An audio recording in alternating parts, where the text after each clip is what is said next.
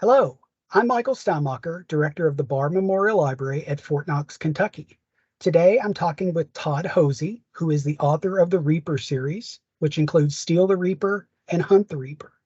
Todd is an Air Force veteran and a graduate of Indiana University. Todd, thanks for taking time to talk with us today. Great. Thanks for having me, Michael. You're welcome. So, I'd really like you to start with, for those who may not be familiar with your work, can you tell us a little bit about the Reaper series? Sure. Well, I classify it as a techno thriller. So if you enjoy military thrillers like Tom Clancy or Mark Greaney type, and it has a lot of science fiction in it as well. So definitely, if you like those two genres, this is the type of book for you. And it began with an idea of how would the world respond if an extraterrestrial craft actually came to Earth? And I kind of took it from there, thinking from a geopolitical response. How would the world deal with something like this, and make it very realistic? And just kind of the story grew from there, and the idea of sending a pilot into North Korea, which I was thinking, okay, alien spacecraft crashes on Earth. Where's the worst possible location? So I picked North Korea, and then the idea of sending in my protagonist. What is she going to do there? And the story grew about the idea of the Reaper, a prototype spacecraft that is hidden within the wreckage of this downed ship.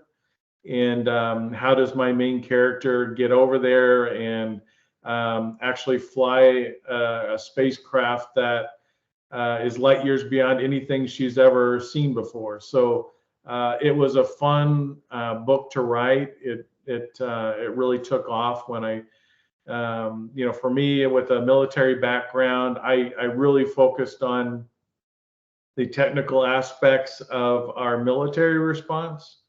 And but then when you start to add science fiction into it, how do you make it believable? And that was kind of my challenge. And I think it came out really well. I'm really proud of it. So I'm curious, you actually anticipated my next question was, how do you balance the realistic technical elements that you would want to bring to the story with the science fiction elements that are there as well? Yeah. Well, I was asked one time how much science fiction I read. And I used to read a lot of science fiction when I was, especially in the military, like my early 20s. And, but I also read a lot of techno thrillers, especially when Tom Clancy first came out. I was hooked on The Hunt for Red October. And so that was a big influence. And I think as well, reading other genres, when you read Lord of the Rings or a Star Wars novel or something, what makes you can kind of overlook some of the technical aspects or some of the science fiction if it relates to you as a human being. And I think that was where, when I came to the part of actually introducing an extraterrestrial, I had to make this person relatable. And how could my audience relate to this person? And I think that's what really endears the reader to this being, and as well as my other characters, and putting them in what I think are very realistic situations, and how do they deal with that type of adversity. And on the technical side as well, I drew a lot from my own experience. I worked at Peterson, well, it's called Space Force Base now, but Peterson Air Force Base in Colorado Springs. I was stationed there, and so I know that area and the buildings. And I tried to keep as much of the book as accurate as possible. And there's some artistic license that I had to take, but there's I really, this book was written, especially the first book was written with to honor the military, to honor our servicemen and women.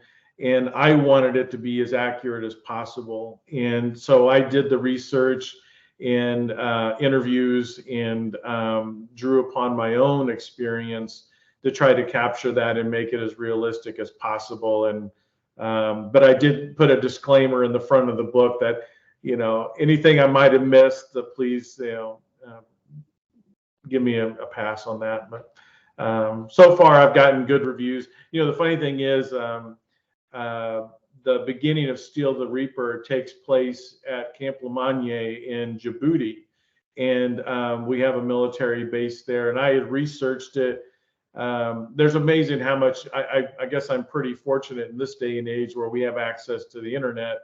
And you know, back in the day, say a Tom Clancy or a Larry Bond, you know, they had to, you know, go to the library and or interview people that were actually at certain bases or experts in certain fields. So you can find a great deal of good information that like our government makes available. But after that book came out, I'm involved in a program called Operation Paperback, and I donate copies of the book to our service members around the world. And I got contacted by a service member at Camp Lemonnier, and she confirmed that I got it right. So that was I felt good about it. I was going to say that's got to be gratifying. Yeah, very much. Did you have to have any sort of DoD or any sort of national intelligence review of your work? Have you had to? Have you crossed or reached a point that you have had to do that? No, although I was always wondering if I was going to get a knock on my door, you know, especially if you start doing searches on the internet about, you know, sensitive information. And even some of the veterans that I reached out to their credit, they're very, you know, protective and making sure that we don't cross a line. And but I think that what I did was, my intent was not to get to a level of detail where it might jeopardize our national security or anything like that. This is fiction, and I had to take license when I needed to. But I think for the most part, I think a good author, if you read some of the you know, today's writers, they're very good about taking current events and what are happening or what could be happening in the foreseeable future and building stories around those events and making it very believable. And so certainly, you know, being aware of what's happening in the world and you know, just putting two and two together, you can see where there's conflict. So essentially walking it to a point, stopping, and then creating your own reality based on where you've walked it to. Right.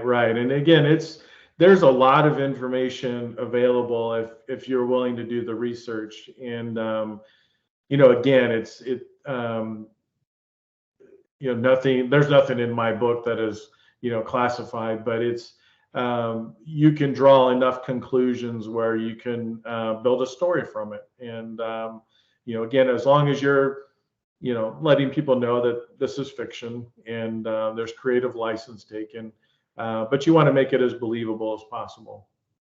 So tell us a little bit about your protagonist. Sure. So her name is Captain Ava Tan. She's an Air Force pilot. She flies C-130s. And when I first started out developing Steal the Reaper, the protagonist was going to be a male character.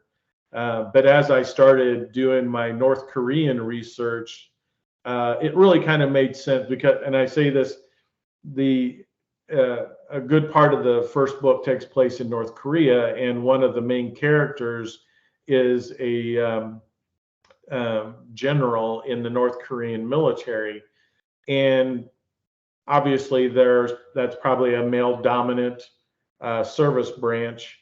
And so I needed this character, the way the story was going to work out, that I was going to go with the idea that this my main character was going to be the son or the daughter of this military general. And so I went with the daughter, and it turned out to be I think a better decision because with a female protagonist, it just I don't know. She was just very easy to write, to um, I don't know how to describe it. It's just she just embodied the warrior spirit that I was looking for, and I think that it was in some of her background that I created, especially in chapter one. She deals with a lot of adversity, and that was such a crucial chapter because it really establishes Ava as not only a very skilled pilot and a brave warrior, but she also has to deal with great adversity and loss. And so those humanistic, traits, I think endear her to the reader right away. You know exactly who she is. And then throughout the story, she faces more and more conflict, and how she deals with that conflict and her courage comes out. For me as a writer, was a lot of fun to write about, and then I think the reader really, was rooting for her. She's an underdog, and this is, kind of a suicide mission that she goes on, and so anyway, she was a lot of fun. I think I get a lot of positive feedback on her as the chief protagonist. Okay. So I'm going to ask you to do something tough here. Okay. I'm going to ask you a question, and I'm going to ask you just to give me a simple yes or no. And then I'm going to follow up with a different question because you'll understand where I'm going with this, I think, in just a second. Okay. So did you conceive this as a series of books from the start? No. Okay. There you go. It's hard. I know it is. Okay. So when you were successful and knew that you had something, a larger tableau to play out, how did that change or impact your work going forward? Yeah, great question. Again, it was originally designed to be a standalone book, but I had sprinkled in enough in the book that certainly the story could be expanded. And after the first book came out, and I got a lot of positive reviews and feedback on it, people were immediately asking, I need the sequel. And so I was thinking about it a little bit, and the more I thought about it, it was like I really love these characters, and they're fun, and I think that coming up with a bigger story really wasn't that hard for me. And I think what's harder is writing the science fiction part, because there's a lot of world building that you have to do, and that took me a long time to really think, what is this outside of Earth? What is, everything that I talk about in the first book, how can I carry that forward, make it believable, and while also having events taking place on Earth? And so it actually, writing Hunt the Reaper, the sequel, went much faster than the first book, especially after I got that world building stuff done. And then it's grown to a point that I could easily see two more books coming. And I don't want to say in this series, it's really like this story arc that I've written. So there's going to be two more books coming. And that's not to say that this series isn't going to continue. It just might have a different name. We'll see. So it's interesting. And I ask the question because when you talk about story arcs and sequels and so on and so forth, I think it's a very different conceptually when you are writing what you are writing as a self-contained book, as you said you intended to do, versus writing a book for which you do not know if there will either be demand nor call for a sequel from readers. So you have to strike a balance and create that satisfying one book. But if you are trying to write a series, if you intend it as a series, but you want to basically plant those breadcrumbs so that you can tell more of the story later if the opportunity arises. So did you find yourself thinking about that sort of thing as you started to come to the revelation, oh, I'm going to do the second book? Did that sort of thinking kind of evolve as you started working on the second book regarding this larger arc that you're talking about? Right. Yeah. And even with the first book, I had a friend who read the second book, and he goes, I really liked the first book because it had a definite end to it. Yet there were, like you said, the breadcrumbs for the sequel. And book two is definitely like a cliffhanger. And I wrote it that way because it takes place directly after the first book and is meant to lead directly into the third book. And how I think the reader will be satisfied with book two and the events that happen, but it's certainly going to want them. They're going to want more, and that was intentional. Um, so more to what you were saying, as I was writing the second book, one of the difficult things for me was, do I end this in three books? Or I said, I know I have plenty for a third book and I could end it, but I have some other ideas too, and it's just going to take me longer to get there. A fourth book would also work. And so, and my daughter, she, like me, I've read some series where it just kind of went on too long. And it's like, how many times can the main characters escape danger? Mhm. And it kind of gets a little repetitive. So that's why I say, when I know this story arc is going to end, it doesn't necessarily mean the characters or this world is going to end. It just means I don't want to keep repeating the story, if you follow. And I think there are definitely other ways that I could go, but I need to have some conclusion to what I'm writing right now. And so yeah, so that was a big factor in starting the second book, was thinking how I'm gonna end this. And I just decided four books instead of three. Well, it's interesting because I think you strike a one of those uh, stories of challenges of success there, because once you're off the ground and in a launching pad and you're working into a series, then you do have the very real issue of how much is too much, dialing it in, so on and so forth, possibly making it less productive or less satisfying for not only the reader but for yourself as the creator behind the concept. Um, so how do you balance the idea of making sure you have enough stuff, for lack of a better word, to really carry a whole narrative? Yeah, that is the challenge, and because I actually, as I was writing the sequel, book two, I was afraid it was going to be too short. And then when all was said and done, it was actually about 20 pages longer than the first one. And so for me, um, and I borrow something from Steven Spielberg. When Steven Spielberg, remember back in like the early 80s, he was having all the success.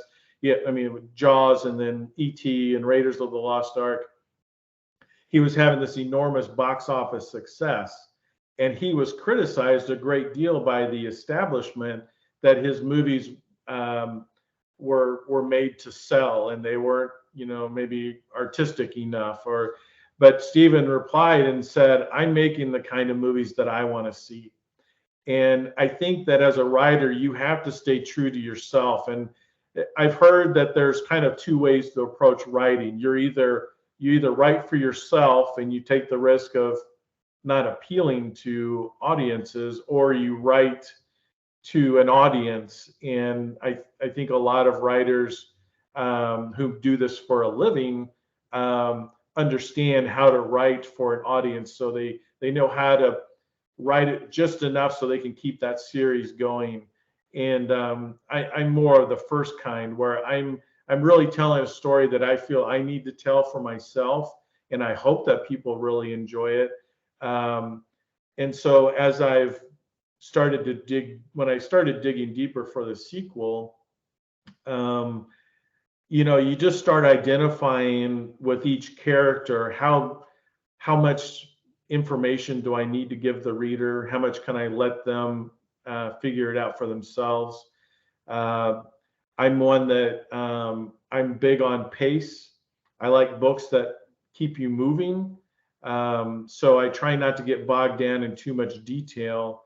Um, but again, as the research, I was researching and writing and revising and everything. It really, I just had to keep those things in mind, and how much I could put in the book right now versus you introduce something and I'll visit it again maybe in the next book and sprinkle things in throughout. It's you write and revise, and eventually you'll get there.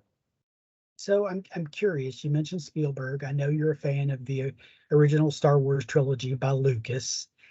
And I'm curious, do you feel like that either thematically or creatively you feel like you've adopted any of their inspiration as part of your books?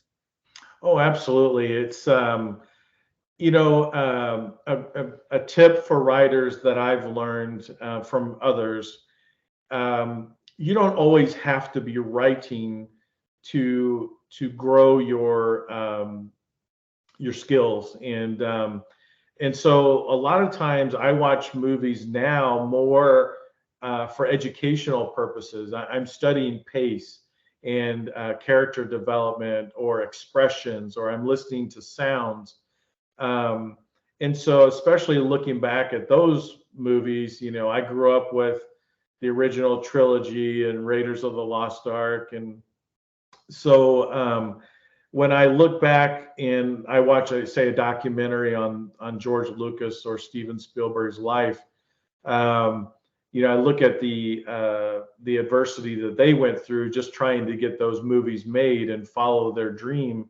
Um, and in fact, if you see Spielberg's latest movie, The Fablemans, there's a great part in there with the actor Judd Hirsch, and he's telling the young boy who is supposed to be Steven Spielberg the importance of feeding your art, and don't deny that creative soul that you have. And so those movies, especially The Empire Strikes Back, is my all-time favorite movie.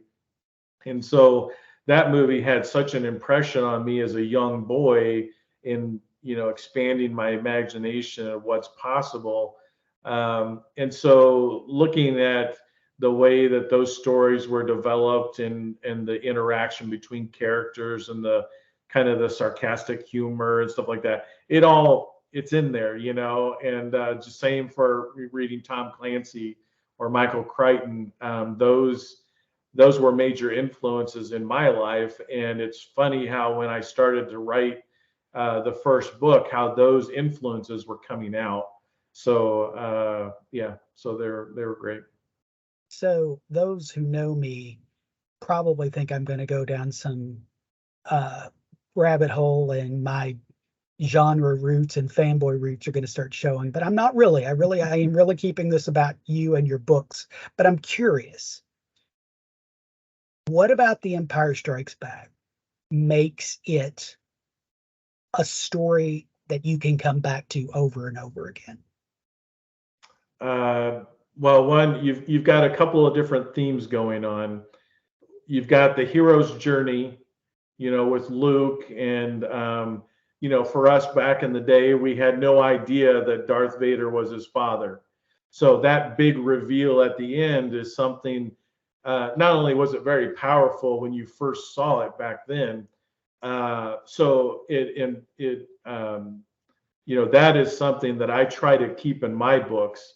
Not necessarily, I'm your father, but building the reader up to something big that they didn't see coming. That kind of a curveball, I think, is what readers really enjoy.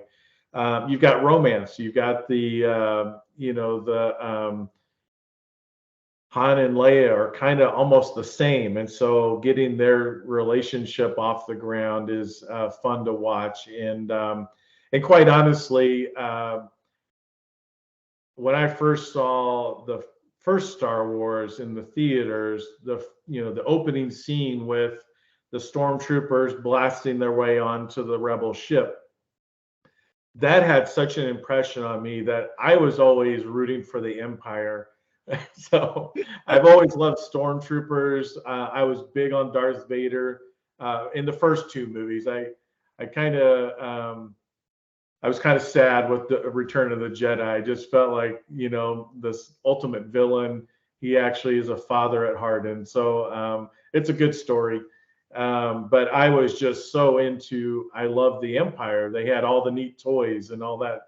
So that too is something I think that comes out in the sequel, Hunt the Reaper, that some of those influences and ultimately the idea with The Empire Strikes Back, it definitely left you with a cliffhanger. And I think that was in the back of my mind as I wrote the sequel here, was like, if there's definitely something at the end of that book, that book 2 here, that you'll see that is kind of an echo of The Empire Strikes Back. So I hope everybody enjoys it and is willing to come back for the next ones. Well, that's really interesting, because I do think that we are a product of our environment, and whatever our work, however it manifests itself, the things that shaped us, like films or toys or books or whatever it is, it really says a whole lot about the person who is the creative force behind it. So that's really the reason I was asking, was trying to figure out not only what it is from a plot narrative sort of standpoint, but also from a how does it kind of help you, and how does it explain how you tick, if that makes any sense. Because I definitely think there's a definite correlation between what the environment that we are a product of. Exactly. Yeah. And it's interesting how no matter what your walk in life is, I think it's great that film in particular and books. I grew up on movies, so I'm very visual. But I love it when I love it as an icebreaker. Like you and me talking right now, we have a love for Star Wars, and that ties us together, and our connection to the military. But with other people as well. You never know, these closet Star Wars fans, and it comes out and you start talking, or it could be, Tom Clancy or something like that. And I agree. I love that how literature and film and art in general, music, can bring us all together regardless of our background. And so it's all good. I'm fortunate that I'm contributing to it in a small way. Well, I really appreciate you taking time to talk to us today. Thank you so much for having me, and I look forward to coming back. I think I'm going to be at Fort Knox in July, so I hope to see everybody there. And at some point we will have you here at the library as well. For sure. So I've been talking with Todd Hosea. He is the author of Steal the Reaper and Hunt the Reaper, and we appreciate you taking time to listen in and watch this today. Thank you so much. Take care.